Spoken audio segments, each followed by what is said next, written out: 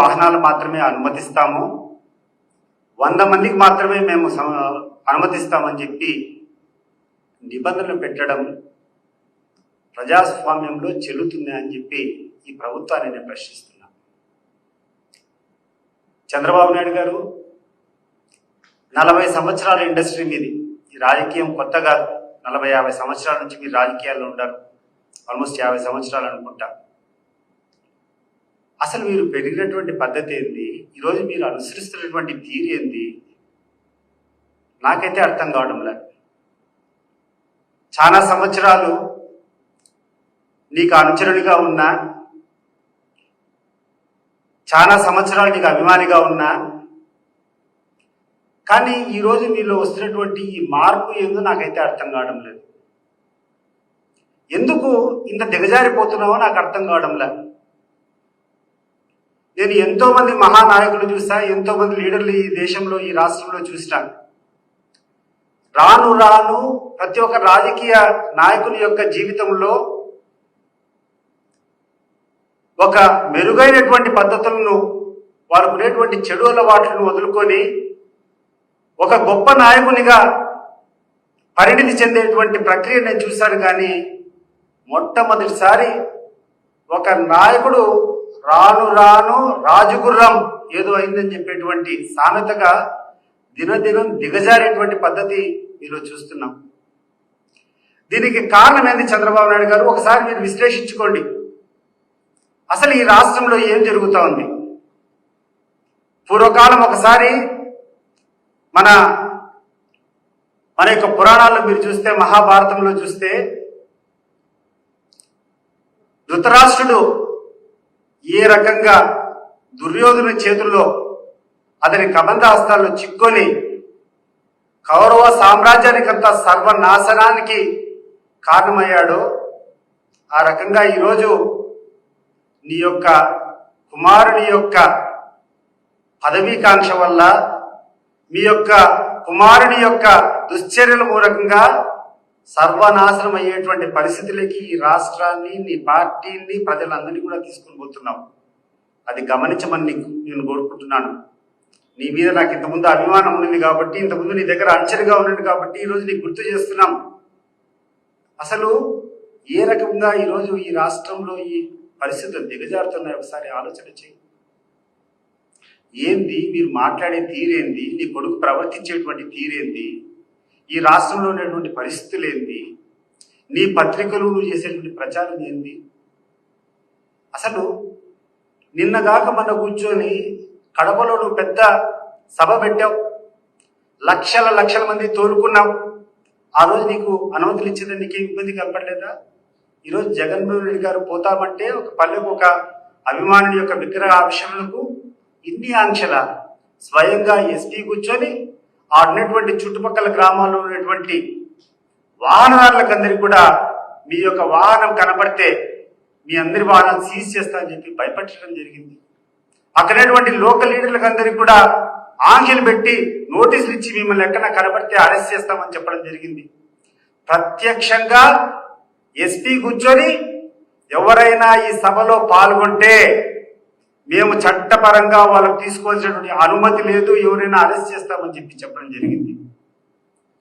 ఏమైంది చంద్రబాబు నాయుడు గారు? ఈరోజు ఇంత ఆంక్షలు పెట్టారే, ఇంత రకంగా మీరు అలదొక్కాలని ప్రయత్నం చేశారే, ఈరోజు ఇంత అష్టదిగ్బంధం చేసి రోడ్లన్నీ బ్లాకేట్ చేసి ఏ ట్యాక్సీలు రాకూడదు, ఏ వాహనాలు రాకూడదు అన్నప్పుడు జగన్మోహన్ రెడ్డి గారు ఈరోజు తాడేపల్లి నుంచి 74 కిలోమీటర్లు ఉన్నటువంటి ఆ రేటపల్ల గ్రామానికి పోవడానికి 9 గంటల సమయం పట్టింది. అడుగడుగున జనం నీరాజనం పడ్డారంటే మీరు చేసేటువంటి కార్యక్రమాలకు జనంలో ఎంత వ్యతిరేకత ఉందో ఒకసారి ఆలోచన చేయండి. అసలు ఇంత వ్యతిరేకత రావడానికి కారణం ఏందో ఒకసారి నువ్వు ఆలోచన చేయి. నీకు విఘ్నత ఉందని చెప్పి మేమందరం కూడా భావించాం.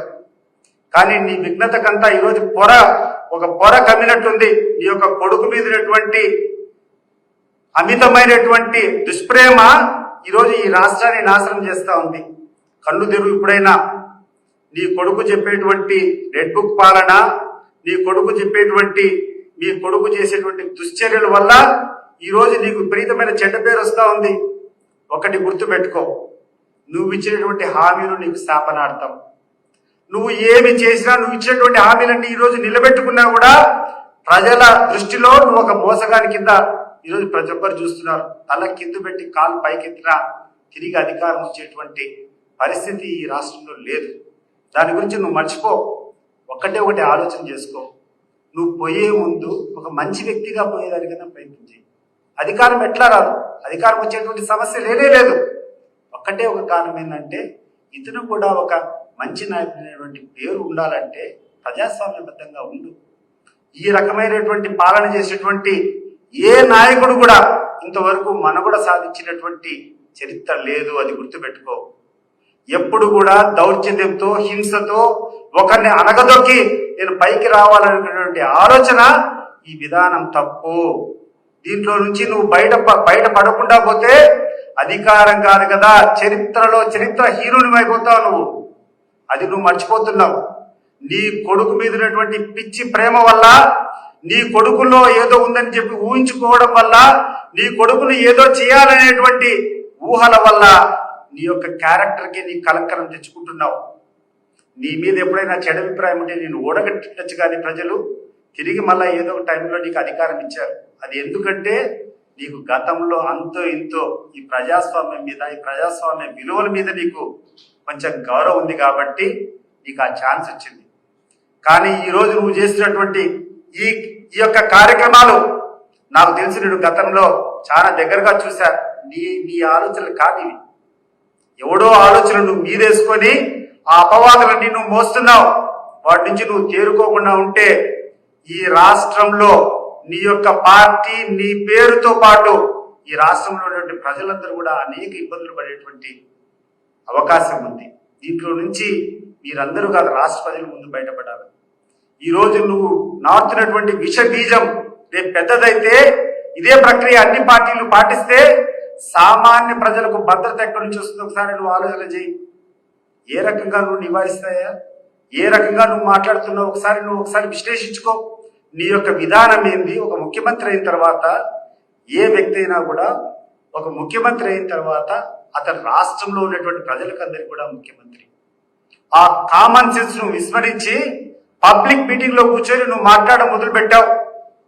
వైఎస్ఆర్ కాంగ్రెస్ పార్టీకి సంబంధించినటువంటి ఎవరికైనా పనులు చేస్తే పాముకు పాలు పోసినట్టు అని చెప్పి మాట్లాడుతున్నావు.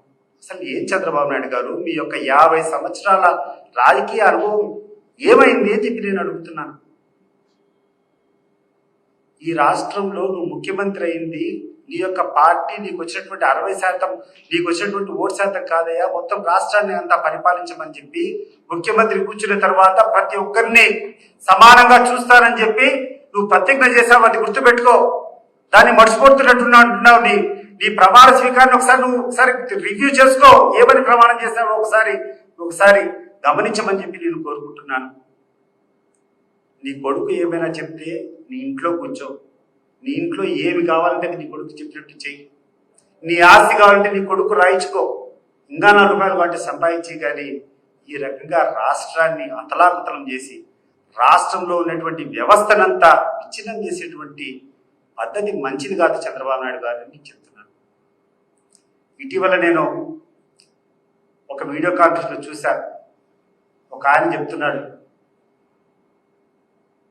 ఒళ్ళు జుగురు వచ్చింది, నాకు నిజంగా బాధేసింది. సైకోగాడు అని చెప్పి మా లీడర్ని ఒకడు ప్రశ్నించాడు. ఆ లోఫర్ గారిని అడుగుతున్నా నేను, సైకోగాడు అని చెప్పినటువంటి లోఫర్ గారిని నేను అడుగుతున్నా. మా లీడర్ అడుగు పెడితే జనం ఏ రకంగా వస్తుందో ఒకసారి చూడు. ఈరోజు పల్నాడులో, నిన్న మన ఒంగోలు జిల్లాలో, మన అనంతపురం జిల్లాలో, ఆ ముందు రోజు కర్నూలు జిల్లాలో, ఎక్కడికి పోతే ఎక్కడ ఆయన అడుగు పెడితే అది జనం ప్రపంచంలా వస్తున్నారంటే కారణం ఏంది? అటువంటి వ్యక్తిని పెట్టుకొని నువ్వు సైకోగాడని పిలుస్తావా? ఏ ధైర్యంతో నువ్వు మాట్లాడుతున్నావు నాకు అర్థం కావడంలా. అధికారం వచ్చిందని చెప్పి మదం ఎక్కి నువ్వు మాట్లాడుతున్నావా? అంటే నువ్వు అరెస్ట్ చేస్తావంటే, లేకుండా ఉంటే నువ్వు ఏమైనా ఇబ్బంది పెడతావంటే భయపడే వాళ్ళు ఉండాలని చెప్పి భయపడించాలని చెప్పి ప్రయత్నం చేస్తున్నావా? Even if it cost our lives, we're ready to fight against your arrogance. Mister, గుర్తు పెట్టుకో, నీ నాలుక నువ్వు కంట్రోల్ పెట్టుకోకుండా నీ ఇష్టానుసారం మాట్లాడితే సహించేటువంటి పరిస్థితి ఉండదు. నువ్వు ఏ రకంగా మాట్లాడతావు, పదంతలు మేము మాట్లాడగలుగుతాం. నీ దగ్గర 10 మంది ఉంటే మా దగ్గర 100 మంది ఉంటారు. గుర్తు పెట్టుకో, మర్యాదగా మాట్లాడేది నేర్చుకో, సభ్యతగా మాట్లాడేది నేర్చుకో. ఈ రాష్ట్రానికి 5 సంవత్సరాలు ముఖ్యమంత్రిగా ఉన్నటువంటి వ్యక్తి ఈరోజు ప్రజల హృదయాల్లో ఊడుకునేటువంటి వ్యక్తిని కూర్చొని నువ్వు ఆ రకంగా సంబోధిస్తావే, నిన్ను ఎట్లంటే అటు పిలిచడం మాకు చేత కాదనుకుంటున్నావా? సాధించుకునేటువంటి చేష్టలన్నీ నేను చెప్తున్నాను. ఇప్పుడు నీ యొక్క కుప్పం కాన్స్టిట్యున్సీలో ఒక మహిళను చెట్టు కట్టేసి కొంతమంది నీ పార్టీ మద్దతుదారులు డబ్బు ఇవ్వలేదని చెప్పి చేసినటువంటి అహంకారం ఎక్కడి నుంచి వచ్చింది? ఎక్కడి నుంచి వాళ్ళకి ధైర్యం వచ్చింది? ఒకసారి చెప్పు చంద్రబాబు నాయుడు గారు. నీ కాన్స్టిట్యున్సీలో ఒక మహిళను కట్టేశారు అంటే వాళ్ళు రక్షించేవాడు ఎవడో తోడు ఉన్నాడనే కదా వాడికి అంత ధైర్యం. ఎక్కడి నుంచి వచ్చింది వాళ్ళకి ధైర్యం? నీ రెడ్ బుక్ రాజ్యాంగం వల్ల నీ తొత్తులుగా ఉన్నటువంటి వాడు, నీ అంచరుడు ఏమి చేసినా నువ్వు ఏమనవు, చట్టం ఏం చేయదనేటువంటి ఆ ధైర్యంతోనే కదా ఇది చేసింది. ఇది నీ రెడ్ బుక్ రాజ్యాంగం వల్ల కాదా అని చెప్పి నేను అడుగుతున్నా. ఇటువంటి చెప్పుకుంటూ పోతే కొన్ని 100 కోట్లు. నిన్న మనకు చూస్తే కృష్ణమోహన్ రెడ్డి, తర్వాత ధనంజయ రెడ్డి గారిని, తర్వాత ఈరోజు భాస్కర్ రెడ్డి గారిని రకరకాలుగా నువ్వు అరెస్ట్ చేస్తాను, లోపల పెట్టుకుంటున్నావు. ఒక్కసారి నువ్వు గుర్తుపెట్టుకో, ఈరోజు చెవిరెడ్డి భాస్కర్ రెడ్డి గారిని అరెస్ట్ చేస్తూ మీ యొక్క సిట్టో లేకపోతే మీ యొక్క ఇన్వెస్టిగేటింగ్ ఆఫీసర్స్తో కూర్చొని ఎలక్షన్లకు డబ్బు తీసుకుని పంచారనేటువంటి అభియోగం మీద ఈరోజు అరెస్ట్ చేశారు చెవిరెడ్డి భాస్కర్ రెడ్డి. అయ్యా చంద్రబాబు నాయుడు గారు, మీ యొక్క పార్టీ బీఫార్మ్ మీద 5 సార్లు నేను పోటీ చేశాను. ప్రతి సంవత్సరం ప్రతి ఒక్క ఎలక్షన్స్ లో కూడా అంతో ఇంతో మీరు డబ్బులు పంపించేవాళ్ళు, ఆ డబ్బులు మేము ఖర్చు పెట్టేవాడిని. ఆ డబ్బులు ఏమైనా మీ నాయన ఆస్తి నాకు పంపించావా? గుర్తు చేసుకో ఒకసారి. ఏ రకంగా పంపించావా డబ్బులు? మరి ఆ రోజు నేను చేసింది తప్పు కాదా? నువ్వు పంపించింది నేను చేసింది తప్పు కాదా? ఈ రకమైనటువంటి అభియోగాలతో నువ్వు అరెస్ట్ చేసుకుంటూ ముందుకు పోతే భవిష్యత్తులో నీ పార్టీ కార్యాలయంలో కానీ నీ కుటుంబ సభ్యులు కానీ శిక్షకు అర్హుడుగా అనేటువంటి వ్యక్తి ఎవరైనా ఒకడైనా మిగులుతాడా నాకు చెప్పు. నీ పార్టీలో కానీ లేకుండా ఉంటే నీ కుటుంబంలో కానీ శిక్షకు అర్హత పొందినటువంటి వ్యక్తి ఎవరైనా ఉంటారా? ఒకసారి ఆలోచన చేసుకో. ఎక్కడికి పోతుంది? ఏమి కదా? ఈరోజు చెవిరెడ్డి భాస్కర్ రెడ్డి యొక్క గన్మెన్ను తీసుకుని పోయి చితకబాటారు, లోపలేస్తారు. జగన్మోహన్ రెడ్డి గారికి విశ్వాసపాత్రులుగా ఉన్నటువంటి ఓఎస్టీ కృష్ణమోహన్ గారు తీసుకుని పోయి లోపలేస్తావు. అసలు ఏం జరుగుతుంది రాష్ట్రంలో? ఈ రకమైనటువంటి అభియోగాలతో లోపలకు పంపడం మొదలు పెడితే ఈ రాష్ట్రంలో నాకు తెలిసి ప్రతి ఒక్క వ్యక్తి శిక్షకు అర్హుడైనటువంటి విషయాన్ని గుర్తుపెట్టుకో. ప్రత్యేకంగా నువ్వు నీ కుటుంబ సభ్యులైతే 100 సార్లు పోవాలి లోపలికి, జైలుకు అరెస్ట్ అయ్యేదానికి. అది మర్చిపోతున్నావా అని చెప్పి అడుగుతున్నాను. ఈరోజు రకరకాలు మాట్లాడుతున్నారు. ఒక వ్యక్తి చనిపోయి వాళ్ళ కుటుంబ సభ్యుల విగ్రహాన్ని ఆవిష్కరించుకుంటే జగన్మోహన్ రెడ్డి ఆడికి పోతే ఆ జనాన్ని చూసి ఓర్వలేక మీలో చెమటలు పట్టాయి, కారిపోతుంది మీకు. ఒక్కొక్క మినిస్టర్ కూర్చొని స్టేట్మెంట్ ఇస్తాడు, అతను ఏదో బెట్టింగ్లకు పాల్గొని డబ్బులు పోగొట్టుకొని చనిపోయినాడు. ఇంకొకటి కూర్చొని ఏదో అవరక్షణ చెప్పానని చెప్తూ సిగ్గుందని మీకు అని చెప్పి అడుగుతున్నాను. సిగ్గు మనం ఉండి మాట్లాడుతున్నారా మీరు? వాళ్ళ తండ్రి సవాల్ విసిరాడు. ఎవడైనా మొగోడనేవాడు ఉంటే కనుక నిరూపిస్తే ఏ శిక్షకైనా అడగని వాళ్ళ తండ్రి సవాల్ చేశాడు. పోయి దానికి ఆన్సర్ చేయి. సత్తెనపల్లి బహిరంగ సభ పెడతామా? సత్తెనపల్లి పోయి ప్రూవ్ చేస్తారా మీరు అతనికి అవలక్షణాలు ఉన్నాయని చెప్పి? మీరు చేసినటువంటి టార్చర్, మీరు చేసినటువంటి మీ రెడ్ బుక్ రాజ్యాంగం వల్ల, మీరు పోలీస్ అధికారులు దుర్వినియోగం చేసుకోవడం వల్ల ఆ నాగమల్లేశ్వరరావు అనేటువంటి వ్యక్తి ఆత్మహత్య చేసుకున్నాడు. అది అతను సూసైడ్ నోట్లో ఇచ్చి చనిపోయినట్టు చెప్పి అది మర్చిపోయి మీరు కూర్చొని చనిపోయిన వ్యక్తికి ఈరోజు జగన్మోహన్ రెడ్డి పోతే ఇంత ప్రజాదరణ ఉందని చెప్పి భరించలేక చనిపోయిన వ్యక్తి మీద కూడా అబాండాలు వేయాలని చెప్పి ప్రయత్నం చేస్తున్నారు. ఇది న్యాయమా అని చెప్పి నేను అడుగుతున్నాను. ఉదయం నుంచి ఒకవైపు ఒక ప్రపంచం లాగా ఎక్కడ చూసినా జనం పోతా ఉంటే జగన్ పోతా ఉంటే జగన్ వెంట జనం పోతా ఉంటే సహించలేక నీ యొక్క ఛానల్ నీ యొక్క చరిత్రతో కూర్చొని సవరాజకీయాలంటే ఇప్పుడు మీరు చేస్తున్నారు. ఎవరో దాని ముందర ఫస్ట్ ఎప్పుడో ఈ కాన్వాయ్ స్టార్ట్ కాకముందు పోయి ఎక్కడ ఒక యాక్సిడెంట్ అయితే దాన్ని చిత్రీకరించి ఆ యాక్సిడెంట్ జగన్మోహన్ రెడ్డి వల్ల జరిగిందని చెప్పి చెప్పడం హాస్యాస్పదంగా లేదా? అసలు ఎట్ట ప్రయాణం చేస్తున్నారు మీరు? ఎక్కడ చూస్తున్నారు? ఎక్కడికి పోతుంది ఈ దేశం? ఎక్కడికి పోతుంది ఈ రాష్ట్రం? ఒకసారి గుర్తుపెట్టుకో. ముఖ్యంగా చంద్రబాబు నాయుడు గారికి ఒక విజ్ఞప్తి చేస్తున్నాను. ధృతరాష్ట్ర పాలన ఈ రాష్ట్రంలో ఉంది. గద్దెను కేవలం మీరు కబంధాలు కట్టుకొని మీరు కూర్చొని ఉంటే కింద దుర్యోధనుడు ఇష్టం వచ్చినట్టు పరిపాలన చేస్తా ఉన్నాడు. ఆయన చేసినటువంటి అభియోగాలన్నీ నీ మీద వస్తున్నాయి, గుర్తుపెట్టుకో.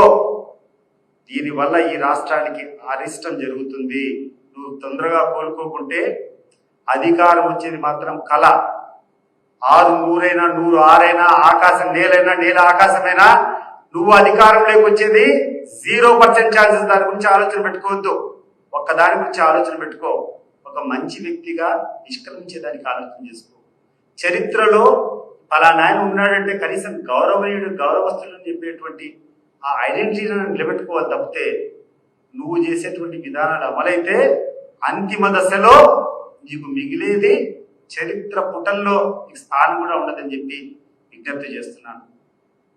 ఇంకొకటి లోకేష్ కూడా చెప్తున్నా, నువ్వు ఏదేదో సాధిస్తా ఏదేదో చేయాలనుకుంటావు. What are you after all? ఏంటి నీ శక్తి ఏంది? నీ కథ ఏంది? ఈ ప్రజలు నీకు అధికారం ఇచ్చారు కాబట్టి ఈరోజు మీ నాయన ముఖ్యమంత్రి, నీ అధికార పార్టీ కాబట్టి నీ మాట చెప్తాను కాబట్టి నువ్వు ఈరోజు ఆడుండవు. నువ్వు ఏమైనా ప్రజల జోలికి వస్తే ప్రజల చేతిలో కూర్చొని నువ్వు ప్రజల మీద ఎక్కువ పెత్తనం చలానం చేయాలంటే ఇదే ప్రజలు తిరగబడతారు. ఈరోజు నీ పోలీస్ వ్యవస్థ అంతా ఏమైందని అన్ని రకాలుగా భయభ్రాంతులు చేశారు. ప్రజలు రావద్దని చెప్పారు. మరి ఈరోజు ప్రజల్లో తిరుగుబాటు కాదా? నువ్వు కేసులు పెడతామంటే లెక్క కూడా చేయకుండా కొన్ని లక్షల మంది ఆ రోజు వచ్చి ఈరోజు వచ్చారే. ఏమని దీన్ని ఏమని మీరు ఆలోచన చేసుకొని ఒకసారి గుర్తుపెట్టుకోండి. ఇది దేనికి సందేశం అని చెప్పి మీరు ఆలోచన చేసుకోండి. రేపు ఈ ప్రజలు నీ ఇంటి మీదకి వచ్చి తిరుగుబాటు చేసే రోజు దగ్గరకు వస్తుంది. ఈరోజు నిజంగా ఆ యొక్క అభిమానులకు అందరికీ కాలు ముక్కాలనిపిస్తూ ఉంది. అసలు మీ సాహసం ఏంది? మీ ధైర్యం ఏంది? ఇన్ని రకాలుగా చిత్రహింసలు పెట్టుకొని మీరు రాకూడదు, వస్తే కేసులు పెడతామంటే కూడా తెగించి రోడ్ల మీదకి వచ్చినారే. నిజంగా మీ యొక్క అభిమానానికి హ్యాట్స్ ఆఫ్. నిజంగా ఇటువంటి అభిమానం, ఎందుకంటే నేను తెలుగుదేశం పార్టీలో 27 ఏళ్ళు ఉన్నా. అధికారం లేనప్పుడు చంద్రబాబు నాయుడు గారు ఎప్పుడైనా సభలు పెట్టాలని చూస్తే మేము కూర్చొని ఒక కళ్యాణ మండపం, ఒక 1000 మంది పట్టేటువంటి కళ్యాణ మండపాన్ని నింపాలనుకుంటే అన్ని కాన్స్టిట్యూన్సీలో కూడా తీసుకొని నువ్వు ఒక 10 వాహనాల్లో రా, నువ్వు ఒక 10 వాహనాల్లో రా అని చెప్పేసి ఒక 1000 మందిని జమ చేసుకుని అడిగిపోతే పట్టుమని ఆయన మీటింగ్ మొదలుపెట్టే టైంకు ఖాళీ కుర్చీలు కట్టిపెట్టేటువంటి. ఈరోజు చూసావా చంద్రబాబు నాయుడు గారు ఆ జన ప్రబంధనం చూసావా? ఎందుకు ఇంతమంది వస్తున్నారో ఒకసారి విశ్లేషించు. ఎక్కడ తప్పు జరుగుతుందో విశ్లేషించుకో. తప్పు జరగకుండా చూసుకో. రేపు ఈ రాష్ట్రాన్ని ప్రతి ఒక్కరిని కాపాడేటువంటి బాధ్యతలో ఉండవు. నువ్వు నీ యొక్క కొడుకులు కాపాడుకునేటువంటి బాధ్యతలు లేవు. గుర్తుపెట్టుకో అని చెప్పి కోరుకుంటూ, ఈ రాష్ట్రానికి మంచి పాలన ఇవ్వాలని కోరుకుంటూ, ఇటువంటి చెడు ఆలోచన దుస్సాంప్రదాయాలకు దూరంగా ఉండాలని చెప్పి కూడా మరొకసారి విజ్ఞప్తి చేస్తున్నాను.